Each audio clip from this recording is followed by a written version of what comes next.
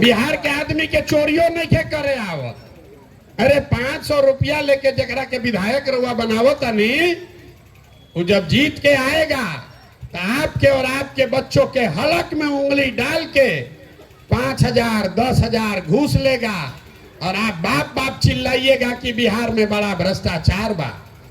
हम पैदल चलत आनी 2 बरिस से, एगो हजाम मिलन हमारा रामनगर में, पूछने के भैया बताओ 35 बरिस से लालू नीतीश चलावत रंजा बिहार, ये दोनों में क्या फर्क बा? तो कहलस बहुत बढ़िया बात है भैया, हम तो हजाम हैं, अपने भाषा में बताई 35 बरिस के लालू नीतीश के राज में कोई फर्क नहीं है। जनता का हजामत तो दोनों में पूरा पूरा बनल बा। खाली फर्क इतने बा कि लालू के राज में जनता के हजामत अपराधी सब बनावत रहसन, और नीतीश के राज में हजामत अब अधिकारी सब बना रहल बड़ा सब। लालू जी के राज में अंधेरा होने के बाद अपराधी सब गन लगाकर लूटता था, आई नीतीश भाजपा के राज में अधिकारी सब ब्लॉक में थाना में दीने में कलम लगा के लूटता सब। कोई ऐसा आदमी नहीं खान जे कि थाना में ब्लॉक में चल जा उनका 2,000 देले बगैर काम हो जाए। लेकिन 5 बरिस घूस देला के बाद, कष्ट कटला के बाद अभी भाजपा के आयल बड़न विधायक वोट मांगे तो सब आदमी अपन दाखिल खारिज के कष्ट भुला गई। अब नीतीश कुमार में उनका खराबी नहीं खे दिखत, अब उनका दिखत अब भूमिहार के है आगरा के है पिछड़ा के हो। अब उनके के जाके वोट दी हन, तब वोट दी हन तब चुनाव के बाद नीतीश के लोढ़ा खई हन। यह कहे आइल बानी, न सुधरिएगा आप, क्योंकि आपको सुधरना ही नहीं है। जब आपको अपने और अपने बच्चों की चिंता नहीं है, वो आदमी दूसरे का चिंता क्या करेगा? यही बताने आए। अभी कोई कहतन राय जी कि प्रशांत किशोर का हाथ मजबूत कीजिए। अरे भाई, हमको आपका साथ ना चाहिए, आप हमारा हाथ क्या मजबूत करिएगा? आप तो अपने बच्चों का हाथे नहीं मजबूत कर सके, आप हमारा हाथ मजबूत कीजिएगा। हम कितना पूर्वक पूछते हैं आप। अरे जो आदमी अपने बच्चा के लिए नहीं खड़ा हुआ, वो प्रशांत किशोर के लिए खड़ा होगा। हम 2 बरिस पैदल चले कि 20 बरिस चल दी, आप न सुधरने वाले हो रे भाई। यही बताने आए। कोई वोट वोट न मांगते हैं, हाथ होत नहीं जोड़ते हैं। ये भी नहीं कहेंगे राय जी जैसा कि आप अंगड़ाई लीजिएगा तो बिहार बदल जाएगा। घंटा कुछ नहीं होगा। आपका दुर्दशा जरा जाकर देख लीजिए रोड पर। हम आ रहे हैं गाड़ी से, इससे पिछड़ा इलाका कोई नहीं दिख रहा। काची के अंगड़ाई, खाली घर बैठ के अंगड़ाई लिया था। आपका दम कुछ नहीं है, आपका दम कुछ नहीं है। अगर दम होता तो ये जो नेता सब आप पर राज कर रहा है, इसको उखाड़ कर आप फेंक देते, लेकिन आपको दम नहीं है। कहता है बिहार में एक बिहारी 100 पर भारी। हम कहते हैं आपसे ज्यादा कोई कमजोर नहीं है। एगो गुजराती 100 गो बिहारी के मजदूर बना के खटावत ऐसे आदमी मोछ ऐठा ताड़न। एक बिहारी 100 पर भारी। आ लड़का भोजपुरी गाना सुन के नाचत हो गईलन सब मजदूर। मेरे भाई, आपके पुरखों की ताकत थी। यही बिहार है जो कभी ज्ञान का भूमि था।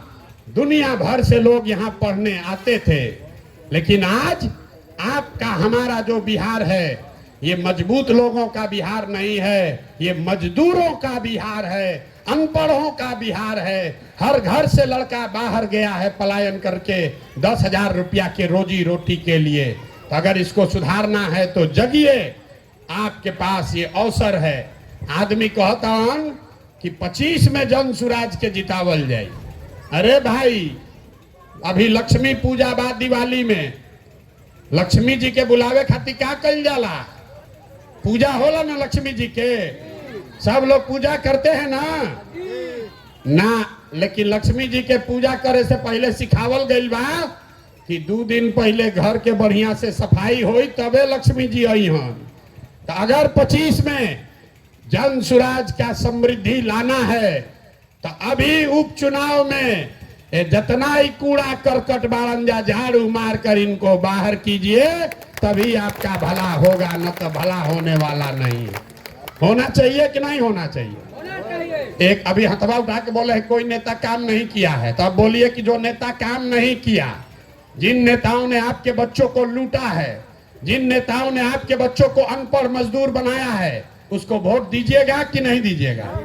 हाथ उठाकर बोलिए दीजिएगा कि नहीं दीजिएगा। एक एक आदमी हाथ उठाकर बोलिए दीजिएगा कि नहीं दीजिएगा? नहीं ना दीजिएगा, नहीं ना दीजिएगा। अब दीजिएगा तो अपने बच्चों का पाप का भागी कौन होगा? आप खुद होइएगा। जन सुराज अच्छा लगे तो जन सुराज को दीजिए, नहीं अच्छा लगे तो कोई बात नहीं, निर्दलीय को दो। वो भी अच्छा न लगे, नोटा पर बटन दबाइए। लेकिन जिन नेताओं ने आपको और आपके बच्चों को लूटा है, उसको वोट मत दीजिए। यही बात बताने आए हैं। अब इतना देर आप हमारा बात सुन लिए। हम 2-2.5 बरिस से पैदल चलत रही। 5 दिन आप जाते हैं बाबा धाम, आपका हाथ पैर फूल जाता है। हम 2 बरिस से पैदले चल देनी। कैसे चलता नहीं? ये चल रहे हैं ऊपर वाले के कृपा से और आप जैसे लोगों के दुआ और आशीर्वाद से। तो जो समाज के जगावे समझावे के काम शुरू कैले बानी, अगर आपको लगता है कि ठीक काम कर रहे हैं तो और कुछ नहीं, वोट जिसको देना है दीजिए, लेकिन अपना आशीर्वाद अपने बेटे प्रशांत किशोर को हाथ उठाकर एक बार आशीर्वाद दीजिए और बताइए कि ये प्रयास होना चाहिए कि नहीं होना चाहिए। जरा जोर से बोलिए, पीछे के लोग तक बोलना है, ये होना चाहिए कि नहीं होना चाहिए? होना चाहिए। अरे तो इतना देर से सब कड़वा कड़वा बात कहनी, करैला ऐसा कड़वा बात बोलनी, फिर भी आप हमको आशीर्वाद दे रहे हैं।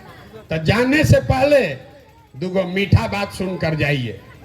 भगवान ने हमको जो शक्ति बुद्धि पैसा साधन दिया है, लोग कहता है कि हम जिसको सलाह दे दें, जेकरे हाथ पकड़ ली वही आदमी जीत के राजा हो जाएगा।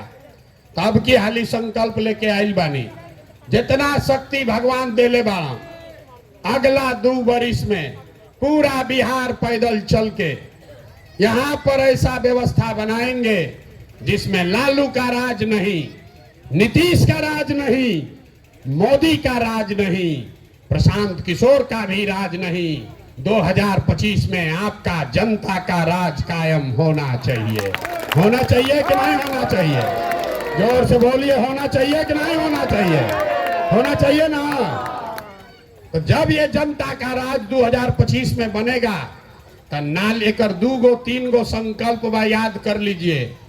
नाली गली बने चाहे मत बने, स्कूल अस्पताल जब सुधरी तब सुधरी, लेकिन पहला संकल्प है कि साल भर के अंदर जितना आपके घर का बाल बच्चा गया है बाहर मजदूरी करने, जो बच्चे यहाँ बेरोजगार बैठे हैं, उसको नौकरी हो या न हो, लेकिन सभी के लिए कम से कम 10 से 12 हजार रुपया के रोजी रोजगार का व्यवस्था यहीं पर करके दे दिया जाएगा।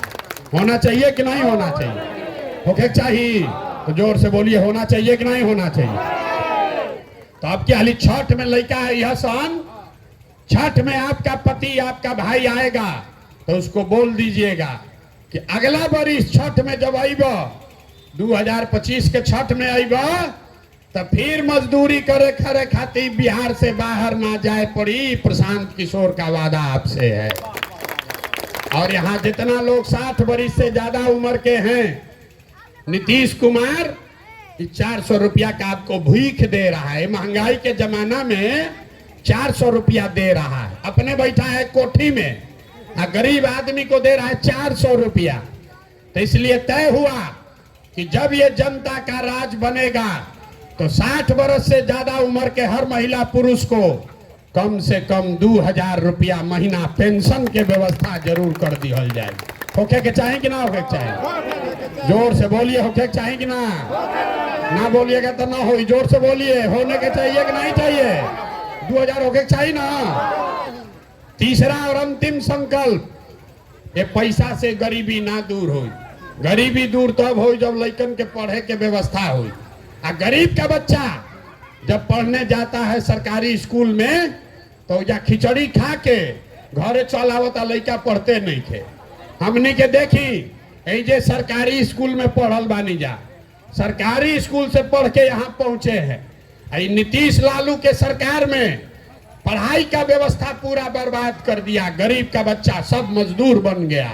तो जनता का जब राज अगले बरस बनेगा, तो जब तक सरकारी विद्यालय ना सुधरी तब तक आप अपने बच्चा को प्राइवेट स्कूल में भेजिए, अंग्रेजी स्कूल में, और उसका पढ़ाई का खर्चा फीस सरकार के ओर से भरा जाएगा। ओके कि चाहिए ना भाई? गरीब के बच्चा भी अंग्रेजी स्कूल में पढ़े के चाहिए ना? चाहिए कि नहीं चाहिए? तो हम आपसे मांगे कुछ नहीं, एक ही चीज मांग रहे हैं। जिन नेताओं ने आपको ठगा है, बर्बाद किया है, आपके बच्चों का जीवन लूटा है, चाहे आपके जात का है कि धर्म का, उसको वोट मत दीजिए, ना तो ऊपर वाला भी माफ नहीं करेगा। वोट नहीं ना दीजिएगा। जो ये लोग चोरी बदमाशी किया है उसको वोट नहीं ना दोगे भाई? ना भी बहुत आदमी हाथ नहीं कर उठावत, ना सुधरिए ना आदमी। हाथ उठा कर बोलिए, एक एक आदमी को हाथ उठाना है। वोट नहीं ना दीजिएगा चोर बदमाश को? जोर से बोलिए, दीजिएगा कि नहीं दीजिएगा? नहीं ना दीजिएगा। एक बार अपने बच्चों के लिए ईमानदारी रखिएगा ना। अब पैसा बटी तो ले लेबे के बाद, जे पैसा देबे आई उनका से पैसा ले लेबे के बाद, ये गरीबे का पैसा लूट के बैठा है। पैसा लेने के बाद अंदर जाकर जेकरा के मन हो ओकरा के वोट दिया। लेकिन पैसा जो बांट रहा है गरीब का लूट के, सबसे पैसा ले लेना है, आप ही का पैसा है, याद रही ना? तो वोट केकरा के दिया है? अब किया ली जॉन सुराज के देवे से ना हुई। एक बार संकल्प लीजिए, एक बार जीवन में वोट नेताओं के बच्चे के लिए नहीं, अपने अपने बच्चों के पढ़ाई रोजगार के लिए देना है। देना है कि नहीं देना है? अपना बच्चा के लिए जरा जरा वोट देवे, हाथ उठाइए तो जरा हाथ उठाइए। किसको किसको अपने बच्चों के लिए वोट देना है? आज नहीं उठावती नेताजी के बच्चा खाती दी हंजा ना मनी हंजा भी बोलिए हाथ उठाकर। अपने बच्चों के लिए वोट देना है कि नहीं देना है? देना है। तो एक बार मिट्टी के सम्मान खाती एक बार बोल दिया जाओ। हम बोलब जय बिहार, आपको बोलना है जय जय बिहार, जय बिहार। ना जाके आदमी में दम नहीं थे। अतना नेता सब चूस ले ले बड़ा सन कि मुंह में आवाजों नहीं खे निकला। बड़ा लूटा है यहाँ का नेता सब। एक बार पूरा ताकत से बोलिए जय बिहार। अब पीछे के आदमी सब झारखंड में रहते हैं। अरे बिहारी को क्यों गरियाओ तारसन पूरा देश में। एक बार तो बिहार के नारा बोलो भाई, जय बिहार, जय बिहार, जय बिहार। घबराइए मत, एक बरस में आपको ये व्यवस्था बना कर देंगे। आपके बच्चों को पढ़ाई रोजगार के लिए बाहर नहीं जाना पड़ेगा। बहुत बहुत धन्यवाद।